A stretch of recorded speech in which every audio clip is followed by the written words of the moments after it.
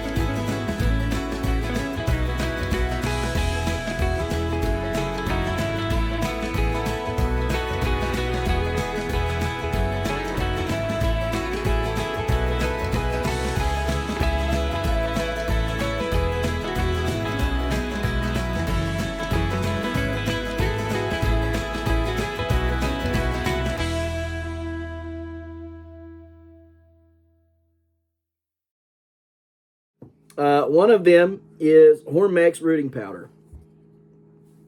So over the past few years, I have used Hormex rooting powder to help increase certain crops and to grow them bigger. All right, I'm not going to tell you which ones because again, I don't want you guys going out here and well, he said, and so we're going to use, and then you guys end up having crop failure. So you guys can do your research and stuff. Now, I will use this, which is for difficult to root woody plants. Oops. I will use this one for everything that I do. It is for the more difficult plants to get rooted and started. Reason being is because I am trying to maximize the roots, all right? Whether it's going to be a pumpkin plant or it's going to be a carrot or something like that, I want more roots faster, and I want them to do what I want them to do, right? I want it to take, okay? And so I've tried the other ones. There's several different ones. I think there's like 8, and then there's like 24 and 32 or something like that. Anyhow, or maybe it's 24, 32, 6, or 32, 24, 16. Is maybe what it is. I can't remember. Anyhow, I've tried some of the other ones, and this one right here is the one that's worked the best for me over the past 2 years that I've been fooling with this stuff. I like it, and it works well. And so there's benefits to that. Again, I'm not going to tell you what I put it on or how much I put it on. I was just giving you guys an example there. The next thing that we have is cytokine. Which can help with stem. It can help with cytokine can help with either telling your plants to make shoots or to make roots. All right, now auxin is another thing that kind of helps in that. To tell whether you need shoots or roots. But more cytokine will make more shoots. All right. And here's a little kit that we have that we get. This is our cytokine kit. Anyhow, cytokine makes you get more shoots, and auxin with cytokine can make you get more roots. All right, it's kind of like you got to have a balance between, or you got to have more cytokine, less auxin gives you more shoots. More auxin, less cytokine gives you more roots. All right, so there's that. This is the kit that we get off of Amazon. All this stuff comes off Amazon, and this is our cytokine kit that we get and stuff. And yeah, it does work. So depending on what you're wanting to do, you could use this to really help out shoot formation, if you're trying to get more shoots, if you're trying to get a certain crop to produce more things on it, right, to make it weigh more, right? For an example, you know, if you got an octopus, right, and it's only got 8 legs, well, it's only going to weigh, you know, whatever that and its 8 legs are. But if you know, if it had, this is theoretical, completely theoretical, but if you had a octopus with 16 legs, it's going to weigh more, right? So cytokine can help produce more shoots so that it can grow more. Now you will have to get more roots to help grow those shoots, so you may want to be thinking about getting some oxen as well. I have oxen, but I don't have it here with me.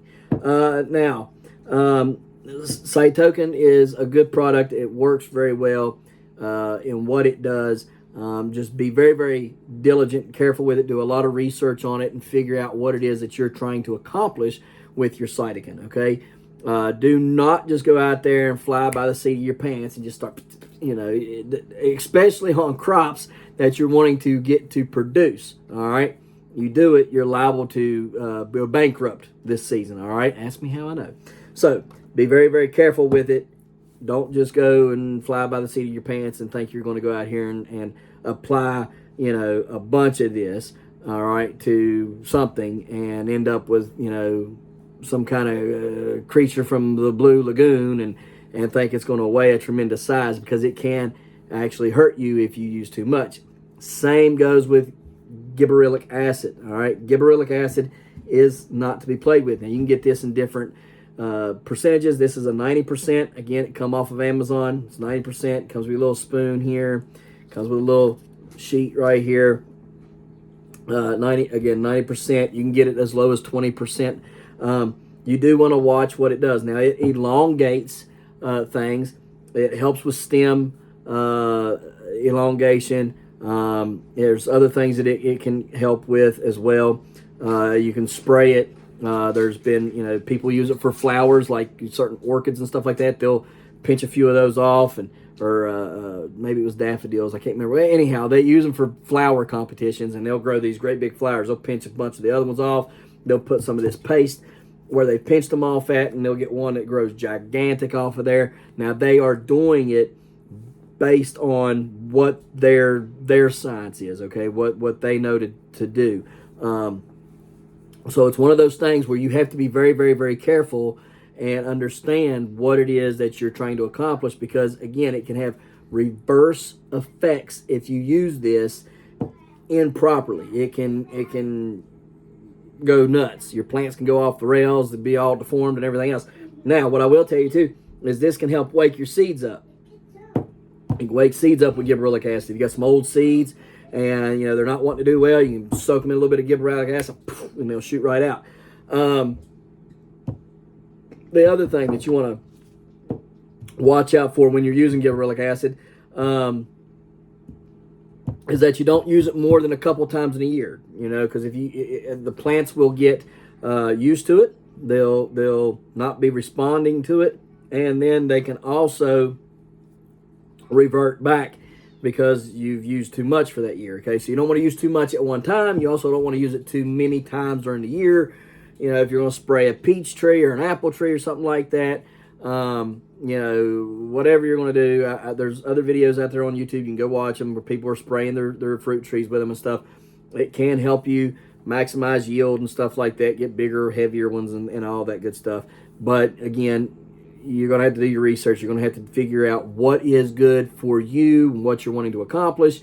And keep in mind that you want to do it by the instructions. Do not go and be like, well, you know, because you will see a difference in your plants in just a matter of a couple days, guys. I'm being very, very honest with you right now. You can put it in a spray bottle, you know, foliar spray some plants, and within 2-3 days, you're pretty big.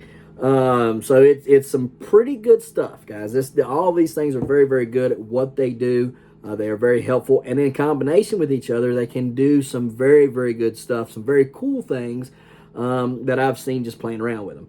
All right, so it's very interesting, very cool. A lot of good science out there. A lot of places, you can talk to other people about it. That's a lot smarter than I, that might be able to give you some references that you need in order to achieve some things. I'm just not going to be that guy. Because I don't want to see you guys use it and then something catastrophic happen to your crop and then you blame me. I'm not going to be that fella. But I can tell you that it does work. All right, I will say that much. So anyhow, the gibberellic acid can help elongate. It can help with stem size and stuff. It can help with vascular development and things like that. Also, real quick, something else you guys need to take into consideration is your nighttime temps versus your daytime temps. There's what they call a temperature differential. All right, so a positive temperature differential. Good night, 11. I can't talk today. A positive temperature differential is hotter at night and colder in the day. A negative temperature differential is hotter in the day and colder at night.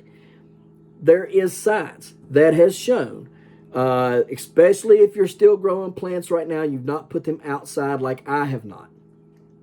I've got a lot of plants indoors still. That a hotter night versus a colder day will result in bigger and healthier plants. And the reason for this is because of the positive temperature differential. The positive temperature differential results in greater vascular formation, bigger veins basically within the plant that can carry more water and nutrients throughout the plant. All right, so there's that. Stem elongation is another thing that it does, as well as stem thickness. And that is at 25 degrees Celsius, which I don't really know what that means in Fahrenheit right now because I can't think of it.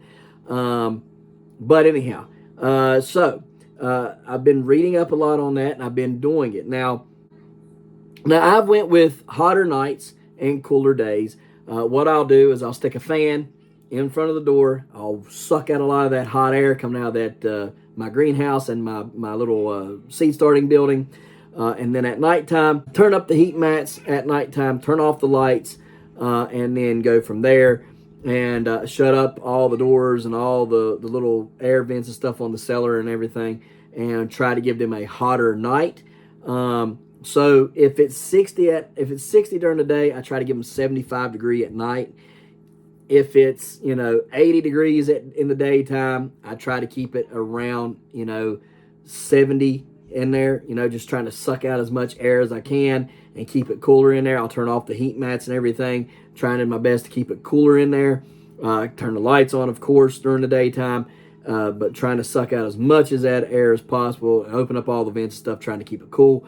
Trying to keep it 70 so I can go back up to 75 at night. All right, so you can only do what you can do. Now, you can get fully automated with it if you got the money and the time and all that, and you can get really fancy with it and misters and all this stuff, and I've not done that yet. But what I have done this past week, after learning about it and stuff, has resulted in some pretty cool things. Okay, I've seen some pretty good results, showing that it does work. Showing that the positive temperature differential, which means hotter nights, colder days, does have effects on plants and does help them out. So there's just another little tidbit for you guys in case you're needing to know that. Now, of course, once you get outside and you're planted in the ground, you're kind of at the whims of Mother Nature. Okay, you can't really control that unless you're in a greenhouse and stuff.